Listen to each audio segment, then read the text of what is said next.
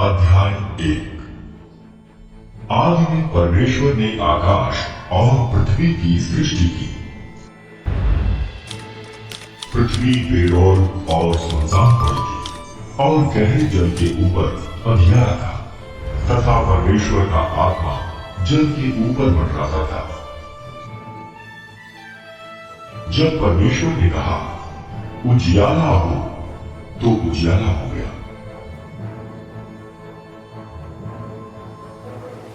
और परमेश्वर ने उजियाले को देखा कि अच्छा है, और परमेश्वर ने उजियाले को अंधियारे से अलग किया, और परमेश्वर ने उजियाले को दिन और अंधियारे को रात कहा।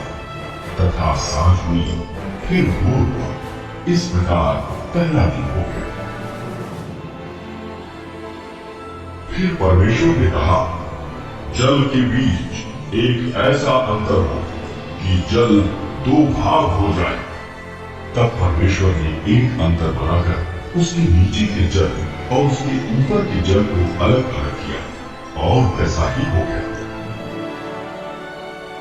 और परमेश्वर ने उस अंतर को आकाश कहा। तथा सांझ हुई, फिर भोर हुआ। इस प्रकार दूसरा दिन हो गया।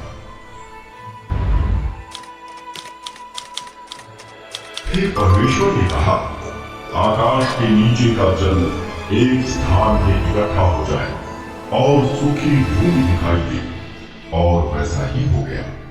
परमेश्वर ने सूखी भूमि को पृथ्वी कहा, तथा जो जल इकट्ठा हुआ उसको उसने समुद्र कहा।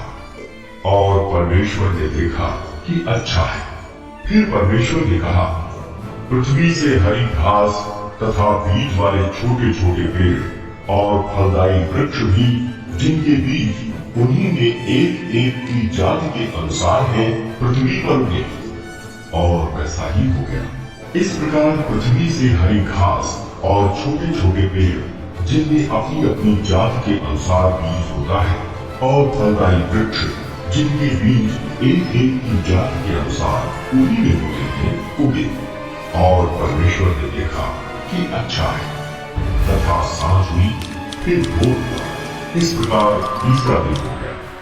फिर परमेश्वर ने कहा दिन को रात से अलग करने के लिए आकाश के अंदर में ज्योतियां हों, और वे चिन्हों और नियत समयों और दिनों और वर्षों के कारण, और वे ज्योतियां आकाश के अंदर में पृथ्वी पर प्रकाश देने वाली भी ठहरे।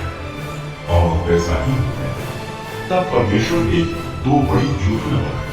उनमें से बड़ी ज्योति को दिन पर प्रवता करने के लिए और छोटी ज्योति को रात पर प्रवता करने के लिए बनाया, और तारागण को भी बनाया। परमेश्वर ने उनको आकाश के अंदर में इसलिए रखा कि वे पृथ्वी पर प्रकाश दें तथा दिन और रात पर प्रवता करें, और उजियाले को अंधियारे से अलग करें। और परमेश्वर ने देखा कि अच्छा है। तथा सांझ हुई, फिर भोर हुआ। इस प्रकार चौथा दिन हो गया। फिर परमेश्वर ने कहा जल जीवित प्राणियों से बहुत ही भर जाए, और पक्षी पृथ्वी के ऊपर आकाश के अंतर में उड़े। इसलिए परमेश्वर ने जाति जाति के बड़े बड़े जल जंतुओं की और उन सब जीवित प्राणियों की भी सृष्टि की, जो चलते फिरते हैं, जिनसे जल बहुत ही भर गया। और एक एक जाति के उड़ने वाले पक्षियों की भी सृष्टि की। और परमेश्वर ने देखा कि अच्छा है। और परमेश्वर ने ये कह के उनको आशीष दी फूलो भरो, और समुद्र के जल में भर जाओ, और पक्षी पृथ्वी पर पड़े। तथा सांझ हुई, फिर भोर हुआ। इस प्रकार पांचवा दिन हो गया। फिर परमेश्वर ने कहा पृथ्वी से एक एक जाति के जीवित प्राणी, अर्थात घरेलू पशु और रेंगने वाले जंतु और पृथ्वी के वन पशु, जाति जाति के अनुसार उत्पन्न हो। और वैसा ही हो गया। इस प्रकार परमेश्वर ने पृथ्वी के जाति जाति के वन पशुओं को, और जाति जाति के घरेलू पशुओं को, और जाति जाति के भूमि पर सब रेंगने वाले जंतुओं को बनाया। और परमेश्वर ने देखा कि अच्छा है।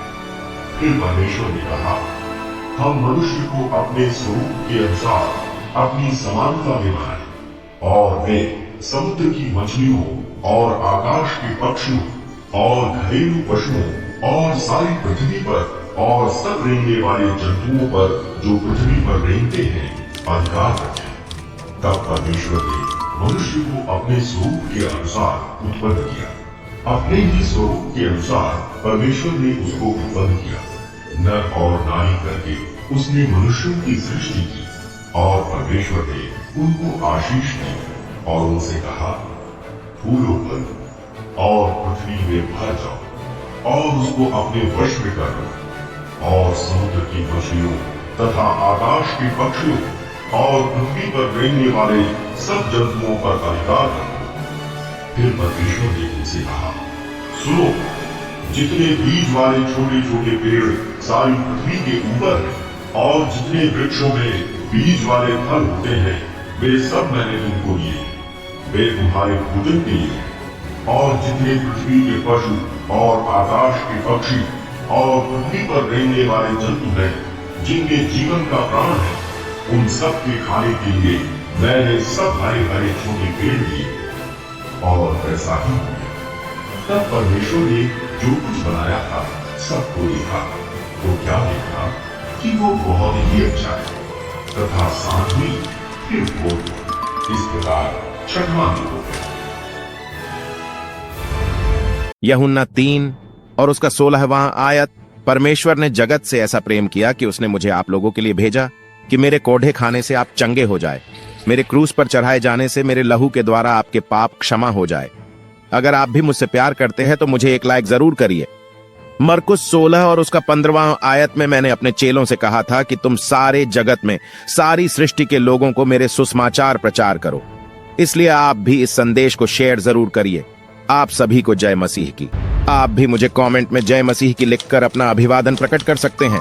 परमेश्वर का आत्मा और उसकी आशीषें आप सबके साथ बनी रहें। आमीन।